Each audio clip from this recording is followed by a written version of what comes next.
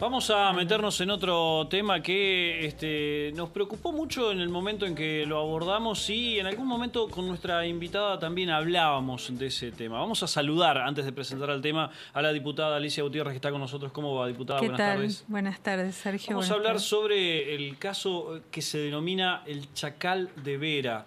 Estamos hablando del pedófilo y violador Manuel Díaz, ex empleado judicial, y que probadamente tuvo una nefasta influencia sobre su hija, básicamente, y de alguna forma el proceso venía esperándose con mucha expectativa y sobre todo en cuanto a la condena que se iba a lograr. Hace pocos días se conoció esa condena y con una actuación judicial por parte de quien justamente dio la condena que dejó bastante que desear. Se redujo a la mitad lo que se esperaba la condena, en este caso a Manuel Díaz. Sobre este tema vamos a hablar con la diputada Gutiérrez.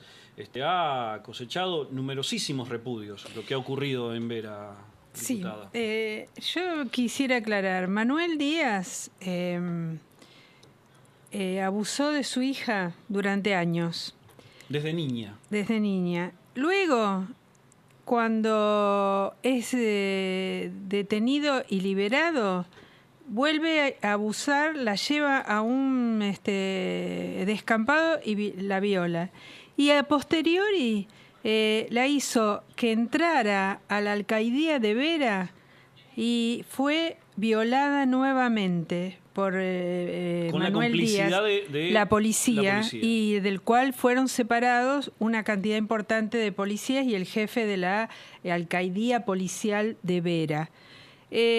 Bueno, este es el individuo del cual estamos hablando. Con estos hechos fue juzgado Así es. Manuel Díaz.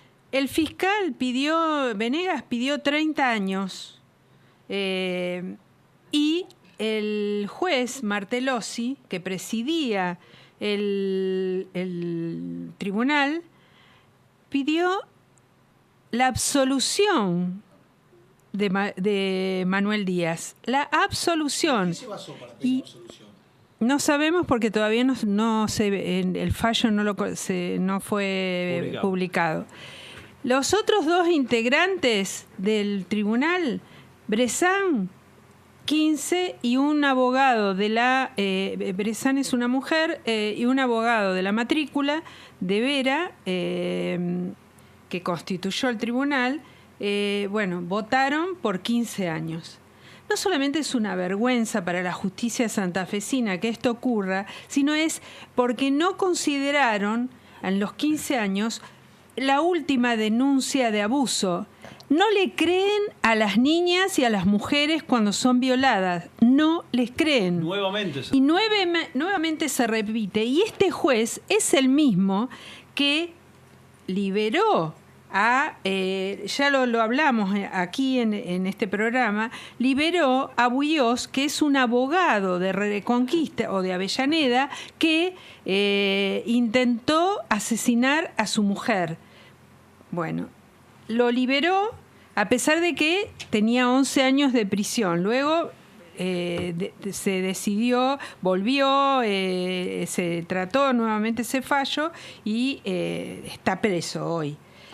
Y además hay un hijo de un excomisario de la PDI, Onieva, que está acusado de abuso sexual y está acusado además de grooming, y lo deja en libertad con acceso a una computadora, precisamente desde la cual él sigue amenazando a sus víctimas, que son todos niños y niñas, inclusive algunos hijos de policías, los cuales se presentaron, estos familiares se presentan a hacer la denuncia y él los está amenazando de que si, digamos, siguen denunciando, va a haber una represalia hacia ellos. Alicia, ¿todo esto ocurre en Vera?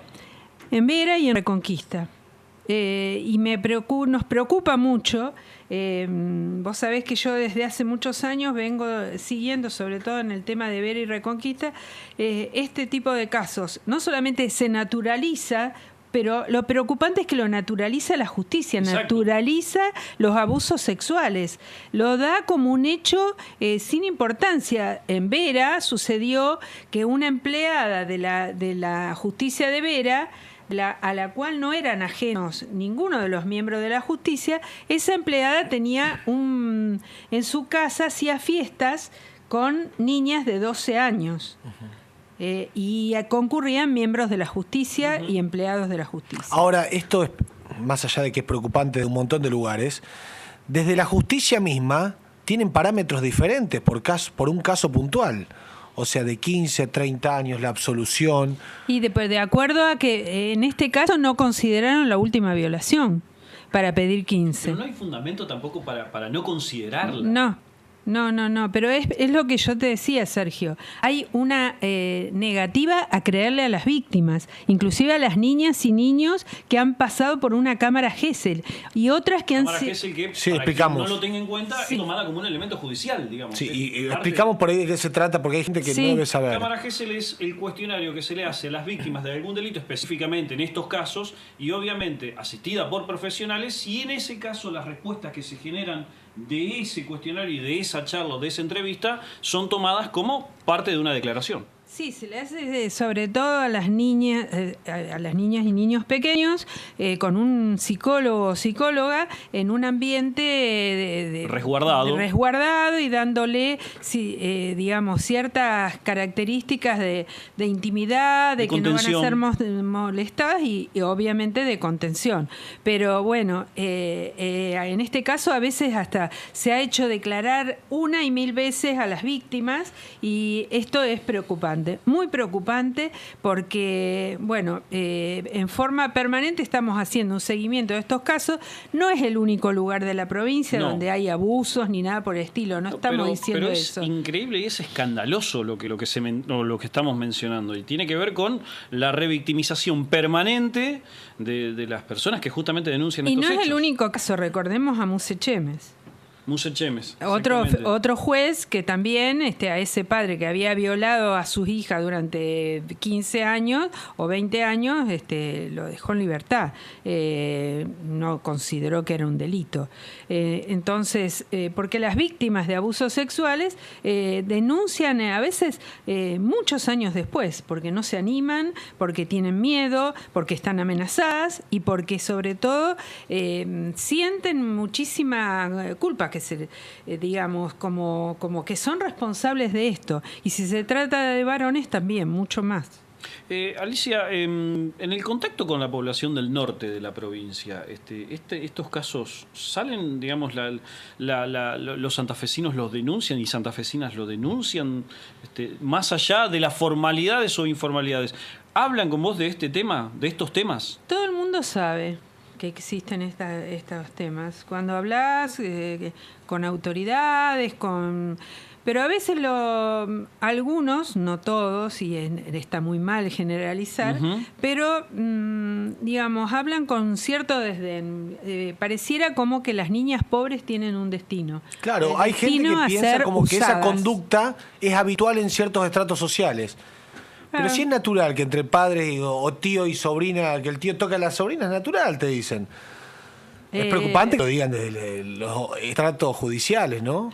No, por supuesto, y que tienen que tener ellos saben que es un delito, claramente, pero lo naturalizan como cualquier hijo de vecino, digamos. ¿Qué pasa a partir de esta sanción, de esta condena absolutamente reducida a la mitad, beneficiosa para Díaz? Está claro que es beneficiosa para Díaz.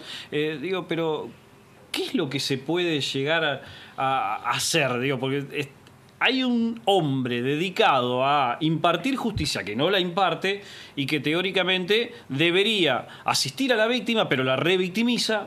Y la madre de la víctima dijo algo muy doloroso. Dijo: esto va a hacer que las niñas y adolescentes que de acá en más tengan que pasar por una situación de violación o de abuso, lo que sea, se van a negar a denunciar. Van a tener mucho más miedo y no van a denunciar.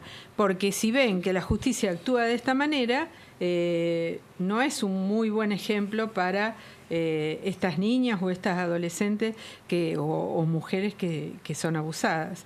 Bueno, hay una preocupación en ese sentido. Claramente. Y bueno, hemos pedido una reunión con la Comisión de Derechos de Garantía con la Corte Suprema, ¿no?